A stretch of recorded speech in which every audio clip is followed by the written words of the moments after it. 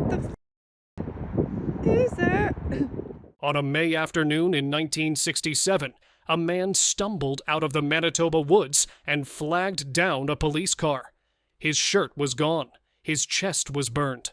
He threw up in the ditch while he waited. When the officer stepped toward him, the man waved him back. He said he was burned by a flying saucer and might be radioactive. The officer didn't believe him. Nobody did. Looking on the tree, I noticed two cigarette-like shape things with the hump in the middle. I said, what the hell is that? Then the scars came back and kept coming back for 30 years. He never said the word aliens, not once in all that time. He just wanted someone to believe him. Shows he's not suffering from radiation poisoning. After every 3 months, my burns from legs and here were coming back, showing up again and burning. And burning and vomiting. Anything I eat, bingo, goes. To this day, you can, if you let you, can press into his skin and feel subcutaneous scar tissue in the form of those burns on his chest, which he playfully calls his buttons. And it's there. You cannot deny this. This is there. The government finally took him seriously, and maybe we all should. He is the kind of fellow that fear is not in his vocabulary. Not that he's a fearless man, but that when he sees something he doesn't understand, he doesn't fear it. He just chooses to understand it. For my dad to fabricate something as large as this would require more than I think he had, more than he has. He's a simple man. He grew up and lived a very straight, hard life. Stefan Michalak, also referred to as Stefan Michalak, resided with his family in River Heights, Winnipeg, and worked as an industrial mechanic by trade. But his real passion was geology. He was an amateur geologist who loved to venture into the wilderness around Falcon Lake, about 150 kilometers east of Winnipeg, to prospect for quartz and silver. His son Stan later described him as a rock nut who was always searching for gold, silver, and other precious metals and gems in Whiteshell Provincial Park. Michalak had previously staked a claim in the Falcon Lake area to prospect for precious metals. He was aware that quartz veins within the Precambrian portions of the Canadian Shield within Whiteshell Provincial Park yielded precious metals such as gold and nickel. So on the May long weekend in 1967, he set out to explore some more. At 51 years old, Michalak was a Polish immigrant who had survived a Nazi death camp during World War II. Not much could rattle a man who lived through that. He was tough, practical, and not given to fantasy. His son later recalled that his father was not the type to make up stories or seek attention.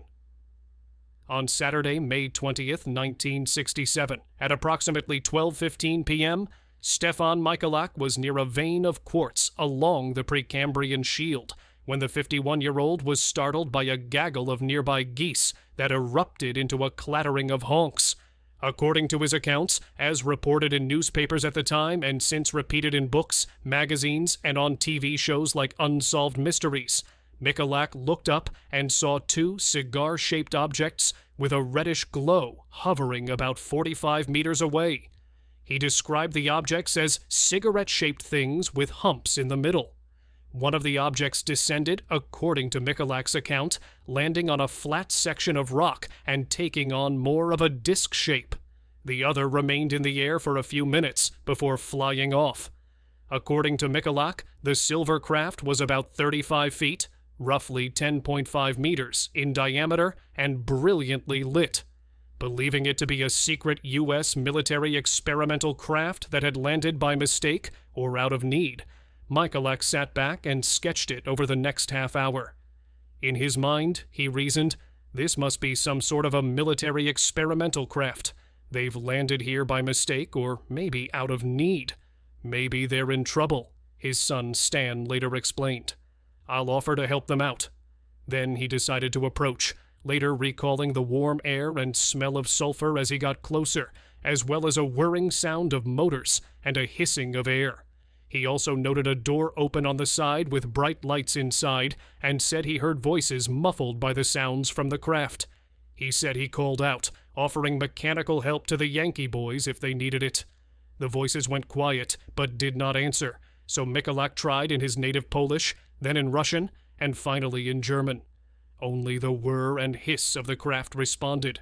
When Michalak approached the craft, which he later described as saucer-shaped and made of a stainless steel material, he touched it, and the heat melted the fingertips of his heavy welding gloves. There was an opening he put his head through, said his son Stan, but he didn't enter. The craft then expelled a cloud of gas and lifted off, knocking Michalak off his feet, setting his shirt aflame, and leaving a distinct pattern of burns on his chest. A blast of air or gas from the vehicle knocked Michalak back and ignited his shirt on fire in the process. The UFO lifted itself into the air and vanished. Michalak was alone in the clearing. His chest was scorched raw. He had a splitting headache. His stomach turned over. He dropped to his knees and vomited. He got up and started walking. The burns on his chest started to swell into a pattern. He vomited his way out of the forest. When he finally made it to the highway, he flagged down a police officer, Constable G.A. Solotki of the Falcon Beach Highway Patrol, who was driving on Trans-Canada Highway 1 at around 3 p.m. He told the officer a story. The officer said, "Sorry, but I have other duties to perform," got back in his car, and drove away. Michalak got himself home to Winnipeg that night. When his 9-year-old son Stan walked into the bedroom, the first thing the boy noticed wasn't the burns. It was the smell. When I walked into the bedroom, there was a huge stink in the room, like a real horrible aroma of sulfur and burnt motor. It was all around, and it was coming out of his pores. It was bad, Stan Michalak later recalled. Stefan was sure he was radioactive. He couldn't keep food down. He weighed 180 pounds on the morning of the encounter. 1 week later, he weighed 158 to 22 pounds, gone in 7 days. He suffered from severe headaches, nausea, weight loss, blackouts, and diarrhea, symptoms pointing to radiation exposure. His lymphocyte count dropped far below normal. Doctors in Canada and the United States examined him, and not one of them knew what was wrong. He paid his own way to the Mayo Clinic in Minnesota, one of the best hospitals on Earth. They ran every test they had, and they came up empty. But they ruled one thing out that matters. A Mayo Clinic psychiatrist stated that Michalak was free of significant mental or emotional problems. Whatever happened to him, he was not making it up. For many weeks afterward, he was sick with an unknown illness. The burns came and went over the years. They healed and returned, healed again, and then came back again. Doctors tried medication after medication, but nothing worked. Over the months, they learned the sores returned every 112 days, right on schedule. More than a dozen doctors examined him in Canada and the United States, and not one of them knew what was wrong. What landed at Falcon Lake pulled in almost everybody. The incident was investigated by various Canadian authorities, including the Royal Canadian Mounted Police, the Royal Canadian Air Force, the Department of Health, and the Department of National Defense. American authorities also investigated, including the Aerial Phenomena Research Organization and the United States Air Force, as a part of the Condon Committee. Before it was over, the Falcon Lake case was hundreds of pages thick. The incident has been dubbed Canada's best documented UFO case by CBC News and the world's most documented UFO sighting by Atlas Obscura. Squadron leader Paul Biskey of the Royal Canadian Air Force was the investigating officer on the case. His reports to Canadian Forces headquarters are remarkable in their detail and candid comments about his investigations. But complicating his reports is the fact that Biskey was a devout skeptic and told researchers he didn't believe in that stuff, UFOs. How much his personal opinions may have influenced his reports is not known. Biskey didn't believe a word of the story. The saucer was nonsense, and the witness was a drunk who hallucinated the whole thing. Biskey led a search party to Falcon Lake on May 25th, but could not find the site. Biskey appeared sure that alcohol was somehow involved with the case, and he cleverly manipulated Michalak into proving he was not a teetotaler. In his first report, Biskey noted that although the authenticity of Michalak's report had not been questioned up to the second search, and he had appeared genuinely sincere, and his story was convincing to those who heard it, for the first time, some doubts arose during the last search. Michalak had staunchly denied having consumed alcoholic beverages at any time while at Falcon Lake. Yet a reliable witness at Falcon Lake advised that he personally had served Michalak 4 or 5 bottles of beer the night prior to the trip into the bush. Biskey ran a test. He took Stefan back to that same bar and offered him a beer. Stefan said no. Biskey offered him a rye and ginger. Stefan said yes and drank a few. Biskey wrote up his report. Stefan threw himself a private party the night before, and 10 hours later, still drunk or hungover, he hallucinated a flying saucer. Biskey floated a second theory. Stefan got drunk and fell on a hot barbecue grill. Then, on June 25th, the skeptics hit a wrinkle. Stefan found the site himself, 50 yards from where the search teams had already looked. Everything was still there, the ring of dirt and pine needles around the rim. Investigators collected soil, rock, and vegetation from the area. The samples went to the RCMP crime lab in Ottawa. When the results came back, the tone of the file changed. There was radium-226 in the soil. There was so much radium, the lab called it a serious health hazard and recommended closing the whole area down. Biskey's hunch fell apart. When he finally wrote his report, the Air Force's chief skeptic put 3 things on the record he couldn't make go away: Stefan's illness, Stefan's burns, and the circle on the rock. He used one word for all 3: unexplainable. 1 year later, almost to the day, Stefan Michalak went back to the rock. In a fissure under the moss, he found 2 bars of metal. The lab took them apart. One bar was 93% silver, the other 96%, and both were covered in crushed uranium. They were radioactive. This was the most searched patch of rock in Canada. Police, military, radiation officers, civilians, all of them combed that circle for a year and found nothing. Either the bars appeared sometime that year, or every search team in 2 countries walked right over them. Even Biskey, the man who first thought it was a hoax, had to admit this was strange. He sent a teletype to headquarters. Should this be a hoax, someone is going to considerable effort to perpetrate saying. When some of those objects tested positive for low-level radioactivity, chemists suggested the objects might have been contaminated with substances like radium-based paint, which was accessible at the time. While trace amounts of radiation were found, suggestive of a natural radium vein or perhaps contamination by a luminescent radium paint, nothing dangerous was detected. While the labs worked, the government closed ranks. When Manitoba MP Edward Schreier raised Falcon Lake in the House of Commons, the Speaker cut him off. When Parliament finally let one MP see the file, pages had already been pulled. They said full release would not be in the public interest. That silenced MP went on to become Governor General of Canada. The famous grid of dots from the photos shows up in January 1968, 8 months after the encounter. The doctor who saw him the day after described something else: irregular, blotchy, unevenly spaced burns. When the grid finally did appear, a Mayo Clinic psychiatrist called it obviously factitious. In other words, self-inflicted. The radiation has an explanation too. The white shell is naturally rich in uranium. The soil's radium could have come from a natural vein. The silver bars make the story worse. Their makeup matches commercial sterling, not raw silver, right down to the copper and cadmium that make up the alloy, and they were coated in foundry sand. They surfaced a full year later at a site dozens of people could reach, after the pros had searched it and found nothing. Investigators are pretty sure that metal was placed there. A fire lookout tower overlooked the area. The ranger on duty saw nothing.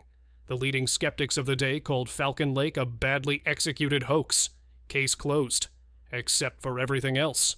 He really did lose 22 pounds in a week. That's almost impossible unless you're really sick. The burns were real, and no one ever disputed that. A doctor documented first-degree burns the day after. a charred undershirt that matched the wounds. You can still see the shirt on display at the University of Manitoba.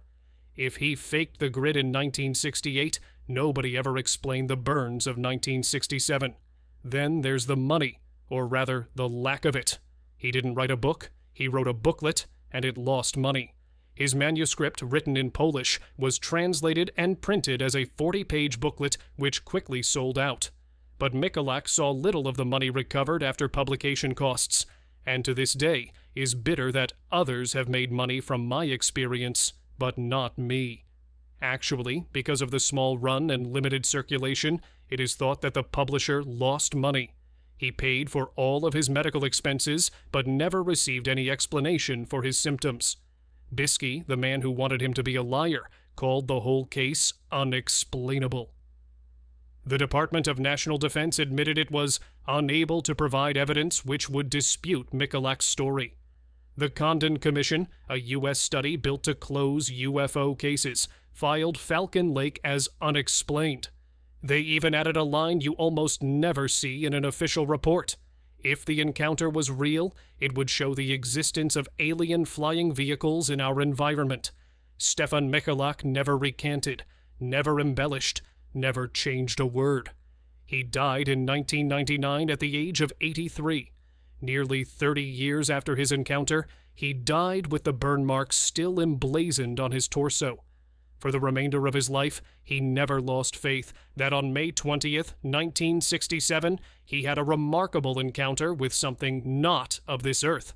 Reports state he still believed the UFO was an experimental aircraft. In 2018, the same government that sealed his file put the Falcon Lake UFO incident on a coin. The Royal Canadian Mint's $20 non-circulating commemorative silver coin features Michalak falling to the ground while a flying saucer hovers above him. When the coin is lit up, a red and purple glow appears on the craft, as well as a yellow beam to reflect the blast that Michalak witnessed. Only 4,000 were minted. The coin is ovoid and uses more colors than traditionally found in a coin. One of the earliest designs featured glow-in-the-dark alien eyes. Stefan Michalak walked into the white shell looking for silver, and 50 years later, his government minted his story in it. In 2017, Michalak's son Stan co-authored a book with Winnipeg UFO researcher Chris Rutkowski called When They Appeared. Falcon Lake, 1967. The inside story of a close encounter.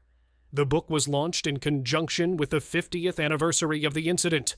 For the first time in 50 years, the many facets of this astonishing tale finally came together. Noted UFO researcher Chris Rutkowski opened his vault of documents and images, gathered over several decades of inquiry, and presented a comprehensive picture of what became the most investigated UFO case in Canadian history.